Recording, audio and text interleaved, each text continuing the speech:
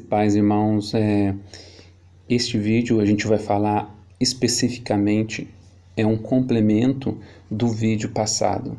Quem não assistiu o vídeo passado, eu falei sobre o pecado e as consequências da queda no homem.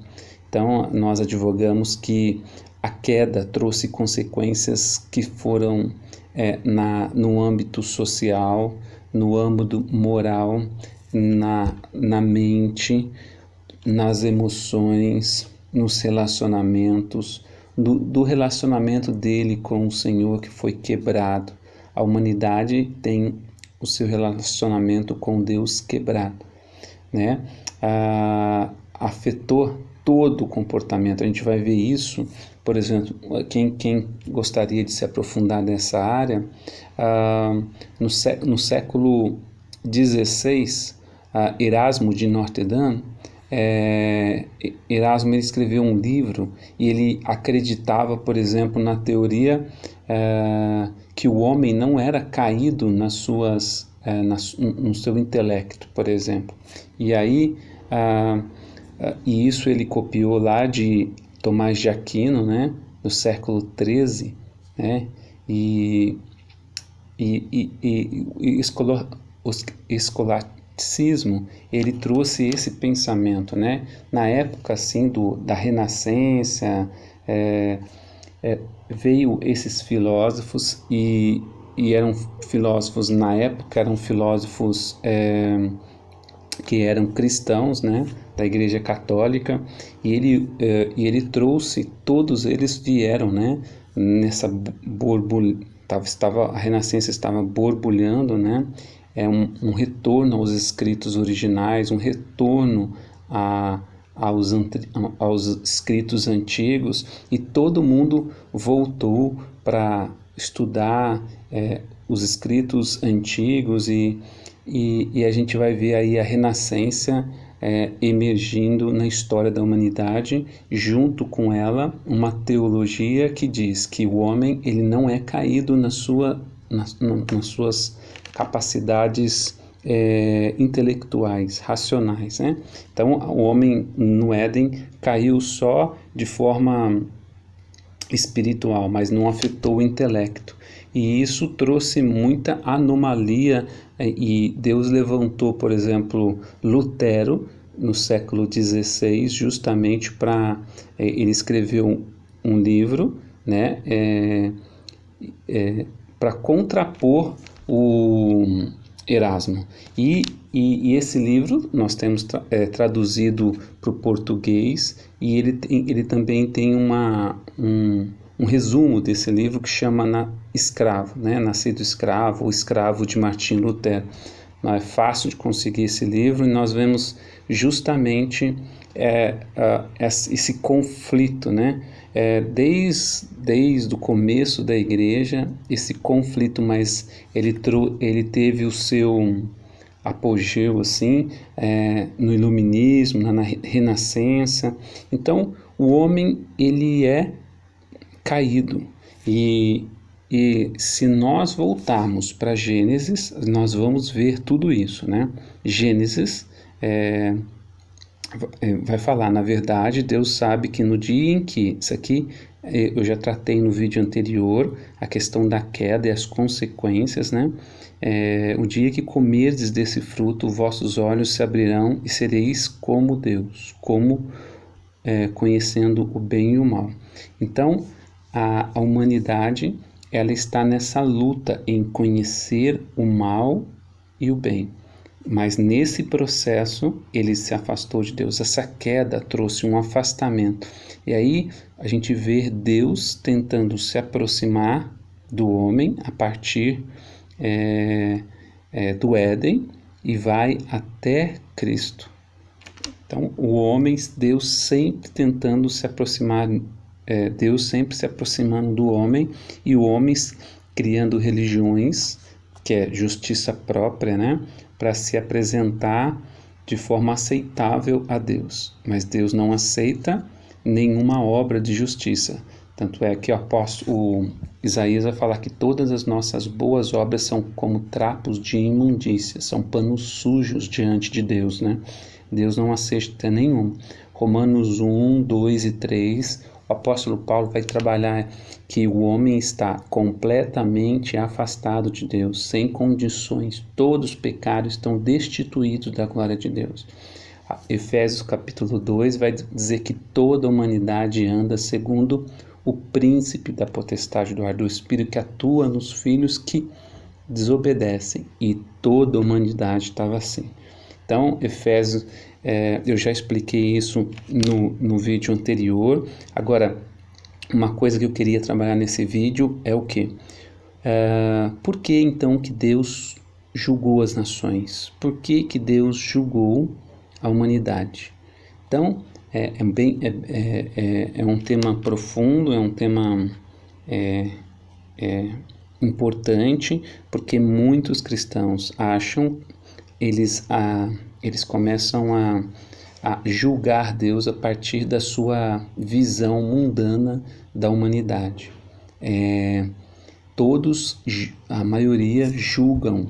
Os incrédulos, 100%, porque não têm o Espírito de Deus, julgam a Deus a partir da sua visão caída de Deus. E muitos cristãos têm o mesmo senso comum, que é uma visão caída de quem é Deus e de quem é a humanidade. Então, para isso, agora nos últimos tempos, nós vamos ter que ter uma consciência de quem é a humanidade, de como ela está, quão graves são as consequências da queda e quão graves são uma vida de pecado, para que haja um arrependimento genuíno e um retorno, uma valorização do sangue de Cristo, e que Cristo tenha a primazia, que Ele seja primeiro em tudo nas nossas vidas. Cristo será, na sua igreja, centralizado. Cristo está operando esse Espírito, o Espírito Santo, ele está despertando isso em toda a humanidade. Então, vamos ao estudo, né? Por que que Deus manda matar crianças, velhinhos, animais? Porque muitas pessoas falam assim, o Deus do Antigo Testamento, muitos cristãos, o que é triste, que é muito cristãos que têm esse pensamento. O Deus do Velho Testamento é cruel e o Deus do Novo Testamento é gracioso. É muito justo o Deus do Antigo Testamento. Olha, é porque essa pessoa que está pensando assim, ela não perde tempo em analisar as Escrituras. Ela não tem gastado a sua vida para adorar o Cordeiro, para colocar o Cordeiro como centro de suas vidas, para receber do Espírito direção e instrução bíblica para que ele possa ser edificado na verdade. Então, o mesmo Deus do Antigo Testamento é o mesmo Deus do Novo Testamento. Ele não muda, ele é imutável, porque se Deus mudar, pode abandonar esse Deus, porque esse Deus que muda não é o Deus bíblico. Aí você está com um Deus diferente. Fabricamos um Deus. Na Reforma, Calvino falou que em 1500 e pouco, Calvino falou que o coração do homem é uma fábrica de ídolos. Nós temos uma facilidade muito grande em fabricar ídolos. Então, nós fabricamos um Jesus e um Deus que não é o bíblico. A gente lê alguns versículos e não lemos todos os versículos. Então, a revelação de Deus, como diz, é um pouco aqui, um pouco ali. Um pouco aqui, um pouco aqui. Então, revelação e revelação. Então, para nós construirmos uma noção de quem é a humanidade e de quem é Deus, precisamos nos debruçar sobre o Evangelho. Debruçar. Só que é o seguinte, vem pela iluminação do Espírito. Não adianta, se nós não nascemos de novo, nós não vamos ter a mente de Deus, nós não vamos ver como Ele vê o mundo, né? E um lado o Senhor vê o mundo em amor, porque Deus amou o mundo de tal maneira que deu o seu Filho unigênito para salvar todo aquele que creia nele, não pereça, mas tenha vida eterna. Mas uma outra questão é justamente isso que a gente vai... Por que que Deus, então, mandou matar nações, crianças, animais? Vamos ver isso, né? Então, vamos começar, então, pelo capítulo 3, de 1 a 5, né? A tentação e a queda, né? A serpente é mais astuta do que todos os animais. Esse texto, especificamente, eu já tratei no vídeo passado. Eu vou para o próximo, né? Isaías 46, versículo 10. Sou eu que anuncio o fim desde o princípio e desde a antiguidade as coisas que ainda vão suceder, que ainda não sucederam. Sou eu que digo, o meu conselho subsistirá e realizarei toda a minha vontade. Então Deus, isso aqui é uma hermenêutica bíblica, né? É uma hermenêutica para estudar, por exemplo, profecias, e não só profecias, mas todas a tipologia, porque o Senhor, desde Gênesis, está apontando somente para uma história, Cristo é a igreja. Então, de tal forma que, lendo 2 vídeos anteriores, eu expliquei isso. Lendo o Antigo Testamento, nós vamos ver a imagem da igreja e a imagem de Cristo em todo o Antigo Testamento. O Antigo Testamento, Hebreus capítulo 9, vai falar exatamente isso. Hebreus 8 e 9, que o Antigo Testamento é a figura de Cristo. A antiga aliança é a figura da nova aliança, que é Cristo e a sua igreja. Bom, tendo isso como escopo, vamos para o texto então. O juízo do Senhor sobre a terra. Atenção, o Senhor arrasa a terra e a devasta. Bom, antes de ler esse texto, eu vou explicar um pouco o contexto desse texto.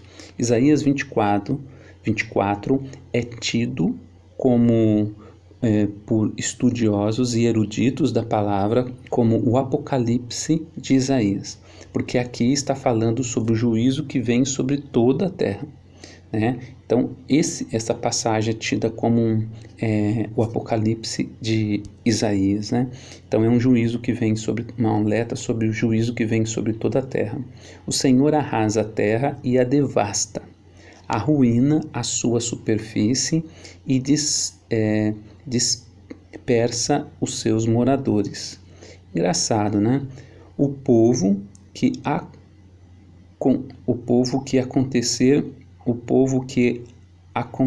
ao povo, acontecerá ao sacerdote, ao servo, ao seu senhor, e à serva, à sua senhora, ao comprador e ao vendedor. O que acontecer ao povo, acontecerá ao sacerdote.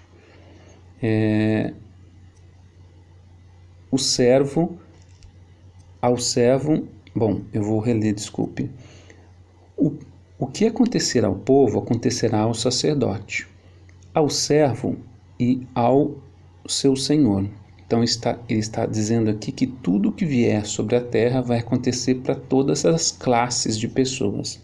Há a serva e há a sua senhora, ao comprador e ao vendedor, ao que empresta e ao que toma emprestado, ao credor e ao devedor. Então ele não descarta nem sacerdotes, nem servos, nem patrões, nem pequenos e grandes, como diz o Evangelho, né? Ao credor e ao devedor. A terra ficará totalmente devastada e saqueada. Isso aqui é uma profecia de juízo agora nos últimos tempos, pois foi o Senhor quem falou isso. A terra chora e murcha. Então, por que a terra chora e murcha? E por que Deus vai fazer coisas tão graves assim com a humanidade, né? Eu não quero esse tipo de Deus, porque Deus vai destruir a humanidade. Não é isso. é a questão que Deus é justo, e outra é a questão de quem é a humanidade, o que aconteceu com a queda e qual o efeito da queda trouxe para a humanidade. Isso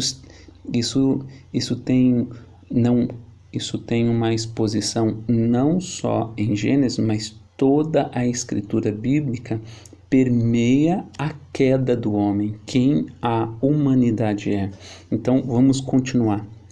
Enfraquecem os mais nobres do povo da terra. Na verdade, a terra está contaminada por causa dos seus habitantes. Aqui ele começa a descrever o porquê que a humanidade vai ser julgada, né? A terra está contaminada pelos seus habitantes, pois desobedecem às leis, deturpam os estatutos do Senhor e quebram a aliança eterna que Deus fez na cruz do Calvário.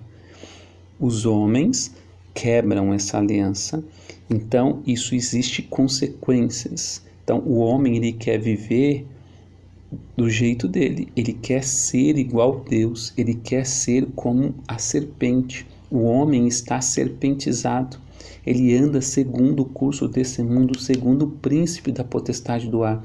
As pessoas dizem assim: por que o Senhor deixa as mulheres, as crianças morrerem? Por que eles não...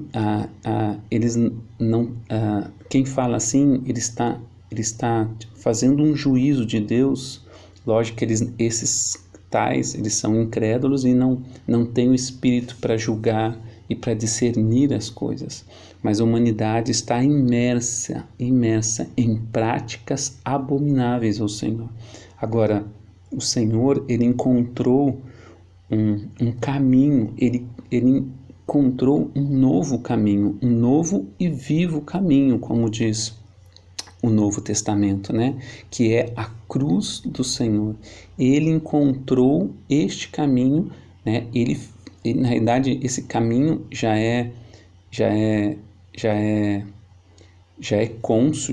existe antes da fundação do mundo. Então o Senhor diz na sua escritura que o Cordeiro, ele morreu antes da fundação do mundo. Então, como o Senhor é atemporal e o Senhor vive de eternidade a eternidade, e nós vivemos no cronos, no tempo, e nós temos uma mente muito limitada, e nós somos criaturas. Deus, ele é o criador de todas as coisas. Nós não conseguimos perscrutar a mente do Senhor, né? Então, como nós vamos conseguir tocar em todas essas coisas altas, né? Por isso, a maldição devora a terra, e os que habitam nela sofrem por sua culpa. Por isso, os seus habitantes serão queimados e restarão poucos.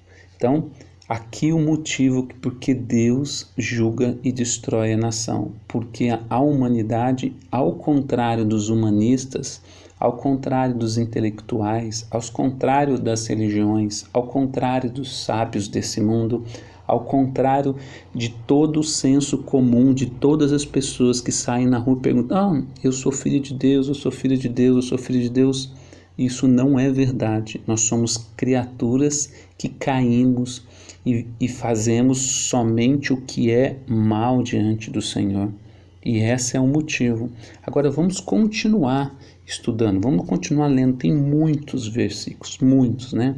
Moisés lembra ao povo. Aqui Deuteronômio 9 está falando sobre a lei, né? Isso foi escrito mais ou menos 3.500 anos atrás por Moisés, né, em Deuteronômio. Moisés lembra ao povo a sua infidelidade.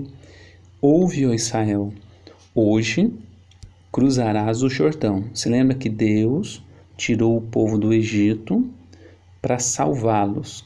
Só que o povo mesmo, o próprio povo de Deus, murmurou e não teve fé. Então, assim, não é a humanidade, porque a humanidade é uma humanidade caída, mas Deus separa um povo com misericórdia e amor, separa um povo, cuida dele, e ainda este povo murmura. Olha quem é a humanidade, olha como são as coisas. Ouve, cruzarás o Jordão para entrares na terra que expulsares nações, e expulsareis as nações, maiores e mais fortes do que tu. Então, nessas nações viviam gigantes, né? São descendentes dos nefilins. Bom, isso é um outro estudo, mesmo que você não creia nos nefilins, mas a Bíblia fala em Deuteronômio, fala na própria Torá que que eles tinham por volta, as camas deles tinham por volta de 4 metros de comprimento, a cama dos reis, né? E fora a caixa de uva tinha que carregar com 2, colocar numa madeira e carregar com 2, né? Então, assim, é terra de gigantes, e o Senhor ia expulsar, ia julgar esses gigantes, né? Expulsar nações maiores e mais fortes que tu, com cidades grandes e muradas até o céu, um povo grande e alto, os anaqueus, que vem dos anaquins, né? Tem várias variáveis dessa palavra, né? Que tu conheces e dos quais ouviste dizer: quem pode resistir aos anaqueus? Que eram povos gigantes, de 3 metros, de 4 metros de comprimento, de altura. Tinha tinha relatos de gente gigantes mesmo, né? A gente tem isso em diversos relatos das escrituras, né? Os filisteus eram gigantes, os filisteus, né? Sabe hoje que o Senhor, teu Deus, é o que vai na sua frente, como fogo devorador. Ele os destruirá e os subjugará diante de ti. Então aqui, ó, esse fogo devorador é um fogo de juízo sobre as nações. E por que o Senhor derramaria esse juízo sobre as nações? Tu os expulsarás, logo acabarás com eles, como o Senhor te prometeu. Depois que o Senhor teu Deus os tiver expulsado diante de ti, não digas no seu coração: por causa da minha justiça é que o Senhor me introduziu nessa terra para dela tomar posse. Então, o povo de Deus, não diga no seu coração que você é mais digno do que toda a humanidade, porque você é tão pecador quanto ela. Então, isso serve para essa figura. 1 Coríntios capítulo 10 diz que justamente esse contexto aqui de Moisés foi feito para o ensino da igreja, para ensinar a igreja. Foi escrito para nós. Então, o que nós devemos aprender aqui, né, de forma figurada, né? É que não há justiça no povo de Deus. Justiça, não há nada que em nós que atraiu. O apóstolo Paulo: não foi pelas nossas obras que ele foi atraído por nós, mas pelo seu amor e misericórdia. Então, é isso que está contido nesse versículo. Então, os apóstolos falam assim: se é pela casa de Deus que começa o juízo, onde vai comparecer o pecador? Ou seja, o Senhor julga até as pessoas que Ele chama para si.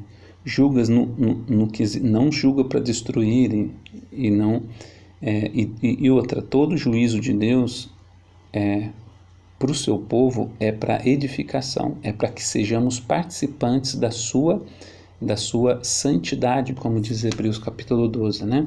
Então, porque pela culpa dessas nações, voltando para o texto aqui, porque é pela culpa dessas nações que o Senhor as expulsa da sua frente.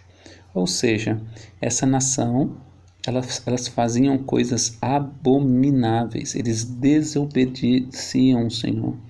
Não é, são justamente essas nações que o Senhor diz para o povo dele: entra e mata mulheres, crianças e animais. Porque essa nação, o juízo veio sobre o mundo, para quê? Para mostrar que o mundo não tem nenhum tipo de obras que Deus aceite. Se não for pela misericórdia do próprio Deus morrendo da cruz, não sobraria um sequer, né? Então a gente vai ver a gravidade da humanidade. A humanidade considera ser um grande personagem, considera ser alguma coisa. Você, que é cristão, que está me ouvindo, acha que você ainda se considera assim aceitável quando você ora um pouco, lê um pouco de Bíblia, faz um pouco de boas ações, você ainda se considera aceitável diante de Deus. A única forma do Senhor nos aceitar é por Cristo, é pelas obras de Cristo, é pela cruz, é pela morte. Se nós não atentarmos a essa verdade, nós vamos virar fariseus, vamos julgar e vamos achar que somos religiosos e merecedores da misericórdia de Deus. Então, quando nós nos aproximarmos de Deus, vamos ter sempre, de um lado, um tom de felicidade e alegria, de um outro, um tom de tristeza, por ofendermos e ofendemos o nosso Criador com as nossas más obras, com o nosso caráter, com o testemunho dessa igreja de Laodiceia. Nós vivemos o período último período da igreja, a igreja de Laodiceia, uma igreja rica, está lá em Apocalipse 3, que não tem falta de nada, que está reinando sem o Messias aqui na terra, e acha que não tem falta de nada, né? E aí o Senhor Jesus julga essa igreja. Não é por causa da tua justiça, nem da retidão do teu coração que entras delas para possuir, mas é pela culpa dessas nações que o Senhor teu Deus as expulsas da sua frente, para confirmar a palavra do seu Senhor. Então por que Deus mandou matar todas esse povo? Porque Deus está figurando o juízo que vai vir sobre a terra. E ele já julgou as nações no passado de forma a prefigurar, para trazer como figura, como vem o juízo. Assim como foi o dilúvio também, ele diz isso, e o apóstolo Pedro fala disso, né? E o próprio Senhor fala no sermão profético dele, sobre, assim como foi em Sodoma, que ele trouxe o juízo. Quantas criancinhas morreram em Sodoma e Gomorra? Quantas criancinhas morreram aqui? Não tem, gente, não tem como aproveitar nada da humanidade. Todos pecaram e destituídos estão da glória de Deus. Agora, Deus, ele reserva uma parte dessa humanidade para si através do sangue de Jesus. E Deus vai justificar crianças e adultos através do mesmo sangue. Então, ele sabe quem é filho. O Senhor sabe, nós não sabemos, mas o Senhor sabe quem é filho dele. E ele vai justificar pelo sangue de Cristo.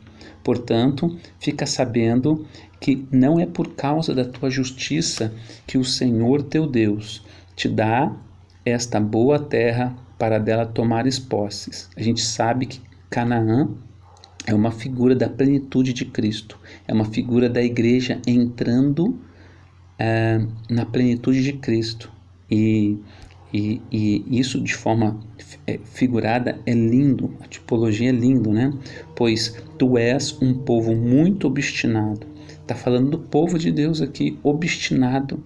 Se o povo de Deus é obstinado e não é pela justiça desse povo que ele herda alguma coisa, porque o apóstolo Paulo em Romanos capítulo 1, 2 e 3 diz que todos estavam entesourados para o inferno, mas Deus interviu e salvou alguns. Se Deus quiser mandar todos para o inferno, Ele não vai ser injusto. Ele não vai ser injusto. Ele vai ser justo mandando todo, porque não dá para aproveitar nada. Mas Deus, sendo rico em misericórdia, por causa do grande amor que nos amou, estando nós ainda mortos, nossos delitos, nos deu vida juntamente com Cristo. Aonde reinou o pecado, aonde abundou o pecado, superabundou a graça. Isso diz. Então, a gente vai ver muito disso aqui. Então, vamos continuar o texto. Desde o dia em que saíste da terra do Egito, que isso aconteceu com o povo de Deus, e é uma figura também do que vai acontecer com a igreja do Senhor, né? Até que chegastes a este lugar, foste rebelde contra o Senhor. Então, até o povo de Deus, obstinado, rebelde. Se o mundo inteiro está entesourado pela morte, o mundo inteiro, a Bíblia diz, né? O mundo todo está entesourado, porque nada dessas obras da humanidade vai servir. Nenhuma obra de justiça, dar comida aos pobres, nada salva a humanidade, senão a justiça que temos no sangue de Jesus. E somente a partir daí nós podemos fazer alguma coisa no Espírito, que é graça a Deus. Deus não aceita nenhuma obra que não seja feita pelo Espírito Santo de Deus, um novo nascimento. Então, Deuteronômio 12:31 é o mesmo contexto. Não as imiteis, não imite as nações quando cultuardes. Quando cultuar o Senhor, não imite as nações, todas as nações da face da terra, o Senhor teu Deus, porque elas fizeram para com os seus deuses tudo o que o Senhor rejeita e considera abominação. Então, as nações, elas fazem abominações, queimam no fogo até os seus deuses, para os seus deuses, até os seus filhos e filhas. E isso, por exemplo, está acontecendo muito hoje, né? Moloque era o deus que eles queimavam os seus filhos. Se você olhar quanto aborto que tem hoje, é um sacrifício de criança para Moloque. Continua a mesma coisa, né?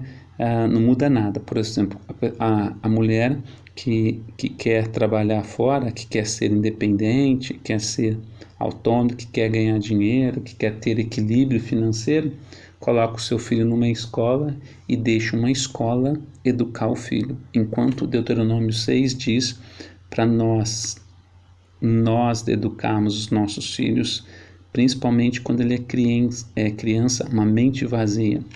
O próprio nome criança na Bíblia é mente vazia, ela não sabe nada, e nós atribuímos à escola, ao Estado, a educação de caráter dos nossos filhos. Por quê? Porque quando nós pegamos eles na história e voltamos à noite, nós não temos tempo para fazer tudo o que nós devemos fazer. Vamos voltar aqui. Pois quem te faz diferente dos demais?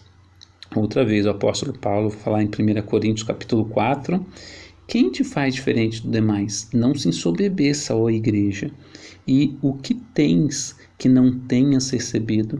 Se nós acharmos que nós somos algo depois de sermos chamados pelo Altíssimo, depois de sermos justificados por Cristo, se nós acharmos que somos algo muito relevante, muito espiritual, o que nós temos que não nos foi dado? Tudo foi nos dado, né?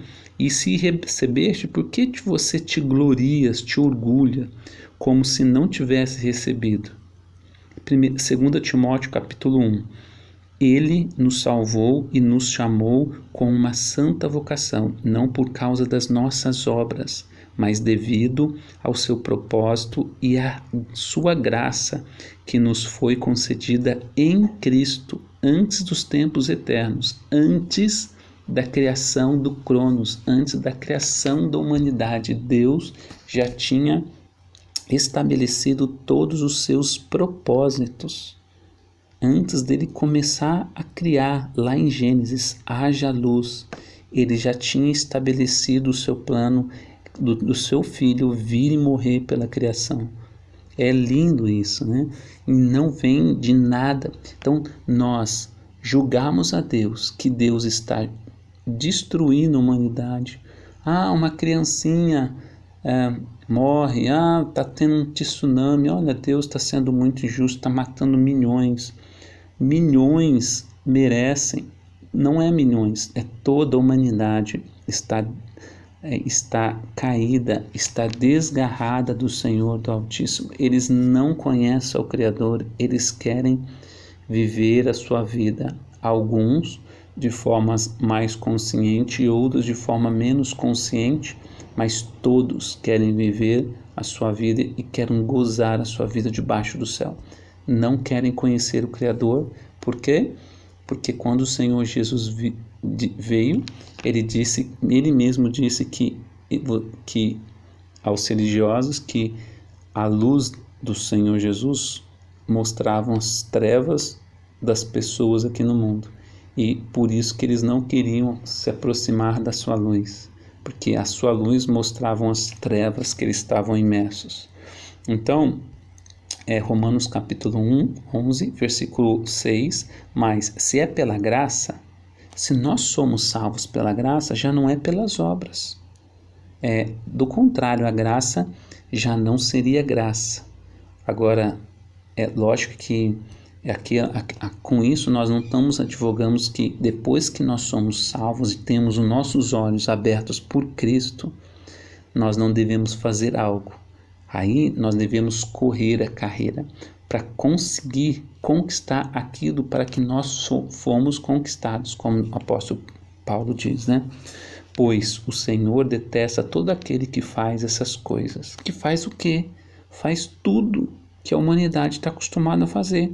E é por causa dessas abominações que o Senhor teu Deus expulsa diante de ti as nações. Julga as nações. Então, Deus estava tipificando a destruição das criancinhas, das nações, dos animais. Tudo estava tipificando desde o começo o juízo que ia acontecer agora no final dos tempos. Por quê? Porque a humanidade está toda reservada para o sangue, para a destruição. Agora, Deus vai destruir todos os animais? Deus vai destruir, vai julgar todos os animais, vai julgar toda... Mas que mal que os animais fizeram? Não, Deus até tipifica salvando os animais na arca. Não é só a humanidade que vai se salvar nos finais do tempo. Os animais também. Todavia, através do fogo, da purificação, Deus vai salvar tanto os homens, tanto os animais. Porque isso já foi tipificado lá quando aconteceu o dilúvio, né? Então, pois o Senhor detesta todo aquele que faz essas coisas, e é por causa dessas abominações. Então, Efésios capítulo 2, todo Efésios é lindo, né?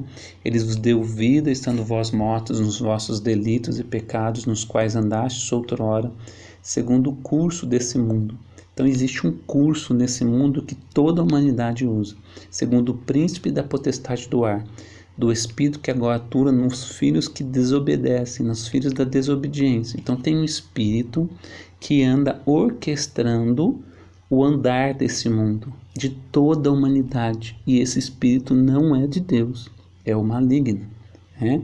E ele vai falar aqui, mas Deus, que é rico em misericórdia por causa do seu imenso amor, estando nós mortos nos nossos pecados, toda a humanidade está morta nos seus pecados, temos vida juntamente com Cristo, pela graça sois salvos.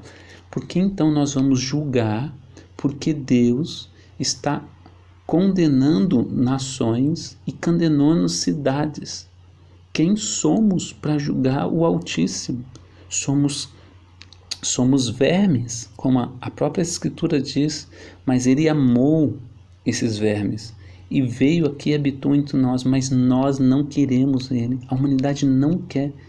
Até os cristãos, eles querem viajar Eles não leem as escrituras, não oram, eles não perdem tempo com o cristianismo, eles querem viajar, eles querem trabalhar, fazer jornada dupla, eles querem comprar casas, carros, casa na praia, querem viajar 1, 2 vezes por ano. Todo mundo quer estudar os seus filhos, todo mundo, não que isso seja mal. O grande problema é que nós estamos, depois de fazer tudo isso, aí não sobra tempo para nada, a gente está esgotado. Então, nós não temos o reino de Deus como centro de nossas vidas, e isso é um grande pecado. Porque antes também éramos insensatos, desobedientes.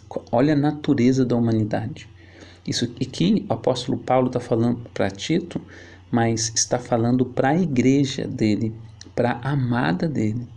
Mas qual é a natureza da humanidade? Éramos insensatos, desobedientes, desencaminhados.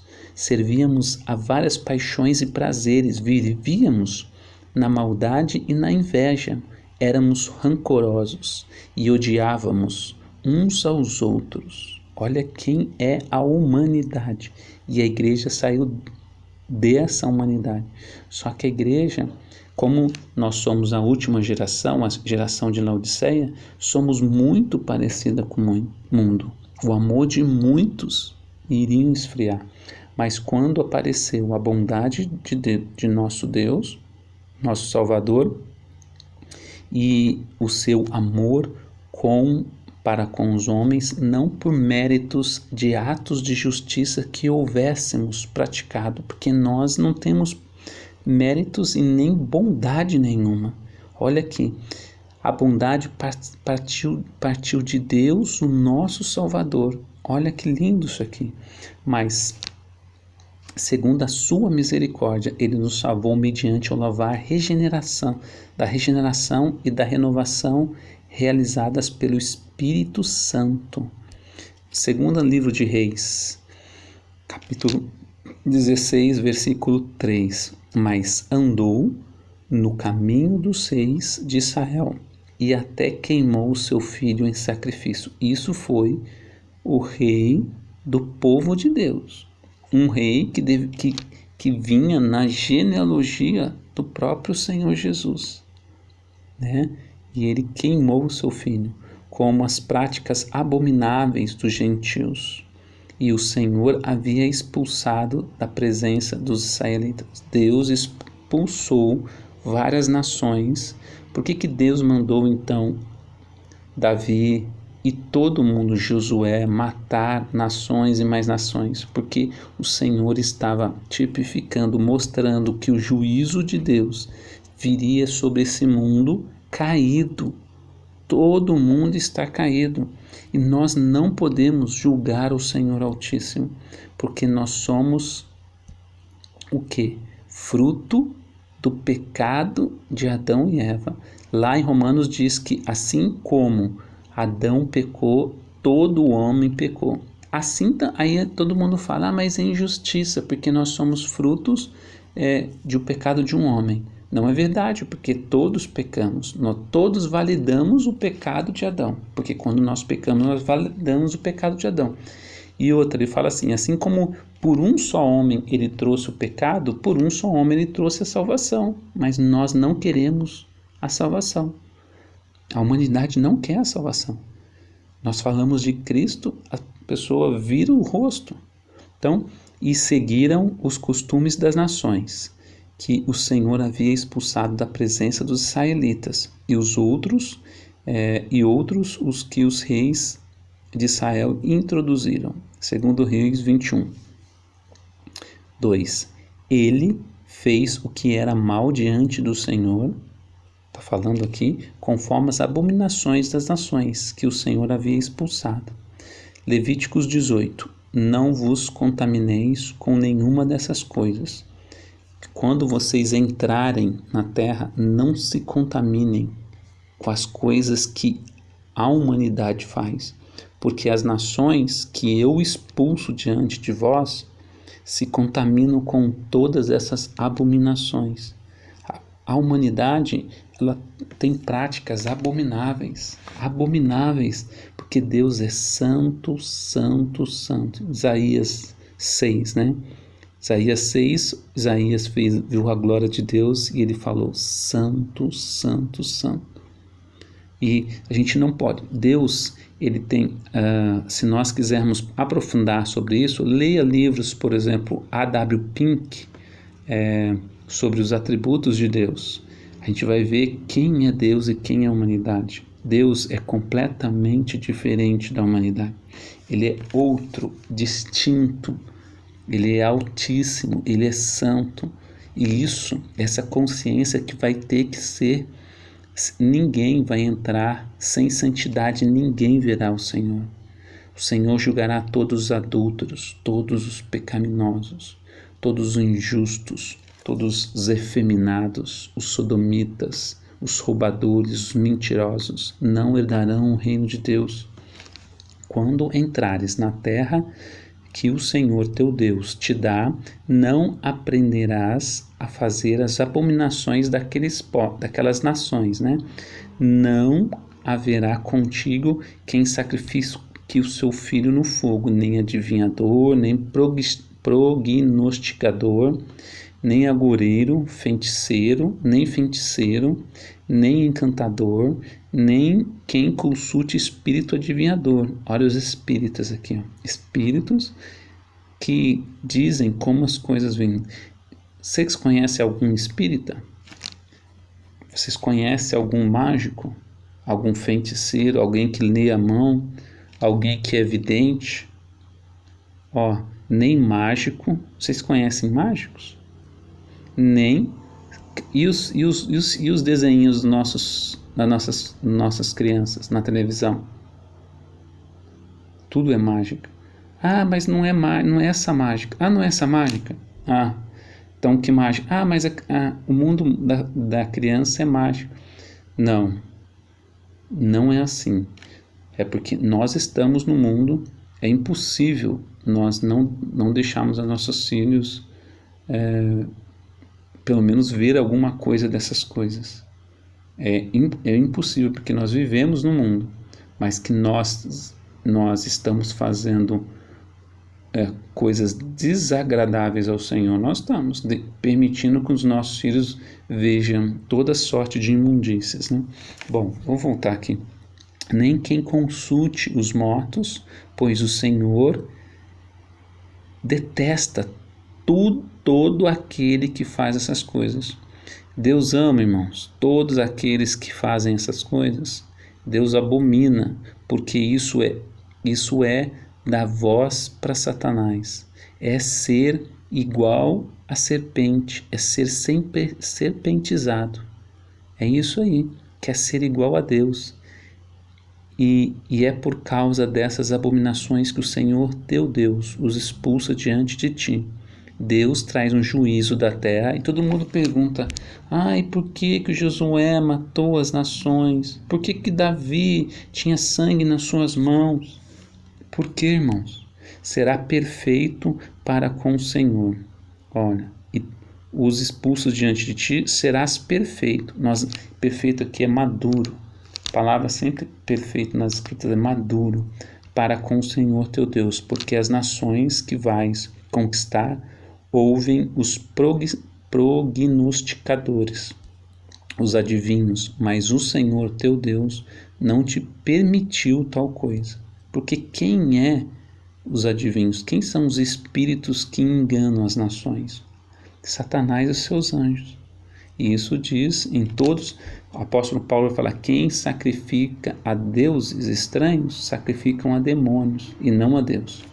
Então, mas se é pela graça, não é pelas obras, do contrário, a graça não seria graça. De novo, né? Esdras, está em todas as escrituras. Esdras capítulo 9, se lembra que Esdras é um contexto exatamente como nós, 2 vídeos atrás eu falei sobre isso. É um contexto semelhante à vinda do Senhor agora, porque Esdras reedificou, o período de Esdras e Neemias, reedificou o templo e depois os muros, né? E o templo, os muros e a cidade, né? Vamos ler o texto aqui. Que nos ordenastes por meio dos seus servos, os profetas, dizendo. Então Esdras está dizendo que os profetas ordenou alguma coisa, profetizou alguma coisa. A terra que estáis conquistando é impura em virtude das abominações dos seus povos e da corrupção. Isso que eu não estou lendo nem o texto de Sodoma, nem o texto de Gênesis. A terra estava cheia de iniquidade, por isso Deus trouxe o juízo sobre a terra. Mas se é pela graça, não é pelas obras. Do contrário, a graça não seria graça. Êxodo capítulo 23. Não te inclinarás diante dos seus deuses. O que as nações fazem? O que o cristianismo católico faz? Inclina diante de imagens, né? Nem os cultuarás, não imitarás as suas obras. O que o cristianismo evangélico faz? Adora seus xerifes, seus músicos. É uma idolatria louca sobre essas coisas, né? Pelo contrário, derrubarás e destruirás totalmente as suas colunas de ídolos. Nós não temos que andar como as nações andam, idolatrando pessoas. Só um é Deus. Para que eles não vos ensinem a fazer, continuando, as abominações que fazem a seus deuses. Então a Bíblia diz que só tem um Deus, e os deuses que todo mundo segue, inclusive os deuses cristãos, ou o próprio cristianismo contaminado, são deuses falsos, Satanás, né? Então, assim, pequeis contra o Senhor, o vosso Deus. Quando entrares na terra do Senhor teu Deus te dás, não aprenderás a fazer as abominações daqueles povos. 2 de Pedro, capítulo 2, também não poupou. Aí o 2 Pedro dá para ler todo o capítulo, que é muito rico nisso, né? O Senhor Deus, ele não poupou o mundo antigo, embora tenha preservado a Noé, pregador da justiça, junto com mais 7. Deus, aqui está dizendo que as criancinhas do mundo todo, porque o mundo já tinha milhões de pessoas, está dizendo que as criancinhas entraram na arca, está dizendo que os velhinhos, coitadinhos, entraram na arca. Lógico que a gente não deve a gente tem que orar e temos que chorar como Cristo chorou sobre esta terra. Ele entrou em Jerusalém e chorou pelo estado espiritual da humanidade. Cristo amou o pecador e nós devemos amar também. Mas aqui está dizendo que a idade da inocência entrou na Arca da Aliança? Não, Deus está dizendo que Noé, pregador da justiça, junto com 7 pessoas, entraram na arca, e mais os animais. A arca fala, é claro, em todas as escrituras, inclusive no Novo Testamento, que a arca é uma figura da salvação que nós temos em Cristo Jesus. Então, irmãos, isso não quer dizer que crianças não vão ser salvas. Quer dizer que não são todas as crianças que vão ser salvas, porque senão elas entrariam na arca. Quantas pessoas tinham no dilúvio? Quantas crianças tinham no dilúvio? Quantos idosos tinham no dilúvio? Eles entraram na arca? Não entraram, irmãos. A gente tem que ter consciência de quem é a humanidade. Quem somos nós? Qual é a consequência da queda trouxe para a humanidade?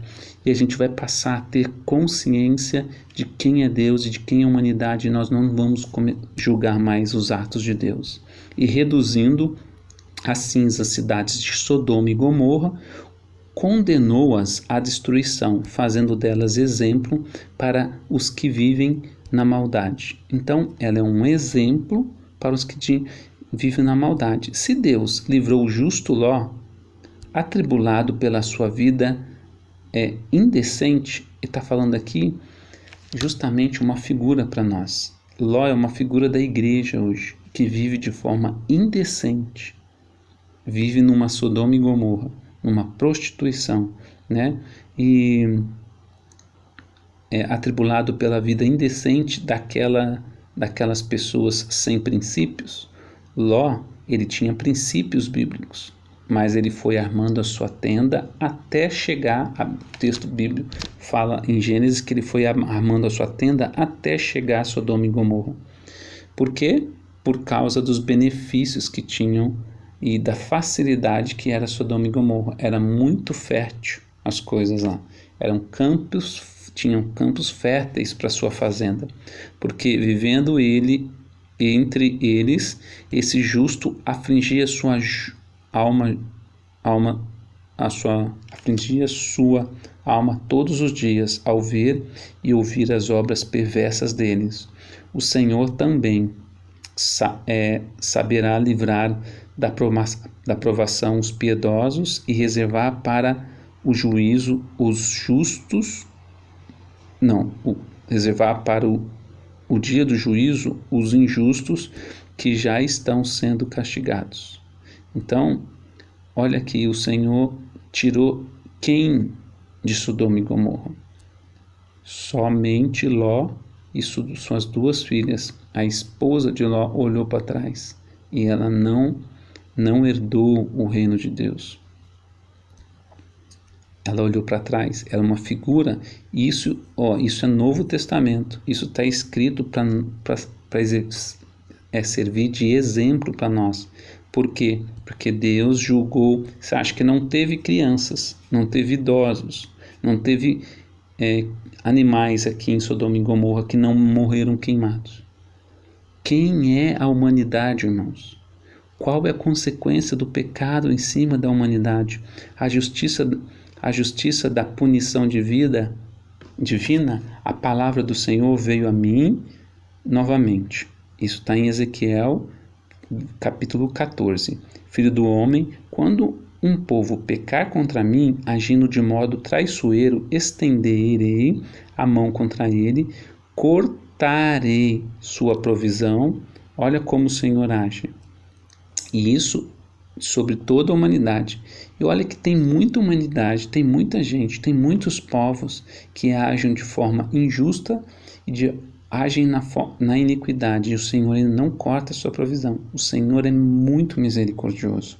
Enviarei a fome contra ele e exterminarei do seu meio os homens e os animais, mesmo que estes 3 homens, Noé, Daniel e Jó, que eram homens extremamente justos, e olha que a Bíblia deixa claro que não houve um homem sequer justo, mas ele cita esses 3 homens porque o Senhor restaurou a visão desses homens, e aí eles puderam desenvolver uma justiça que fosse aceitável, que fosse espiritual a Deus. Tivessem ali eles, pela sua justiça, livrariam apenas a própria vida, diz o Senhor Deus. O que o Senhor está dizendo aqui? Que o Senhor trouxesse justiça a essa humanidade, só livraria os 3, mas o resto todo mundo ficaria. Se eu fizer animais selvagens passarem, se eu fizer animais selvagens passarem pela terra e esses a devastarem, de modo que ela fique abandonada e ninguém passe por ela por medo de feras. Está falando aqui que as feras seriam motivo de morte e mortandade diante dos homens, né? Mesmo que esses 3 homens estivessem ali, assim como eu vivo, diz o Senhor Deus, não livraria nem filhos nem filhas, somente eles se livrariam. Nem filhas e nem filhos. Olha aqui, irmãos. Olha quem é a humanidade. Ou, se não trouxer a espada sobre aquela terra e disser: espada passa pela terra, de modo que extermine dela os homens e os animais, mesmo que aqueles 3 homens estivessem ali, assim como eu vivo, diz o Senhor Deus, eles não livrariam nem seus filhos e nem suas filhas, mas somente eles se livrariam. Olha a humanidade, quem é a humanidade? Olha o pecado, olha o que o pecado fez com a humanidade. A humanidade está pleiteando a julgar as ações de Deus. Olha o absurdo, né? Não é por causa da tua justiça, nem da retidão, nem do coração das tu que entras nessa terra que possui isso, mas é pela culpa dessas nações que o Senhor teu Deus as expulsa. De novo, né? Levíticos, não vos contamineis com nenhuma dessas coisas, porque as nações que eu expulso diante de vós contaminaram com todas elas. E vai, né? Irmãos, são muitas passagens, muitas, e todas elas falam uma coisa só. Por que a humanidade está sendo julgada? Porque todos pecaram e destituídos estão da glória de Deus. Todos são culpáveis diante de Cristo.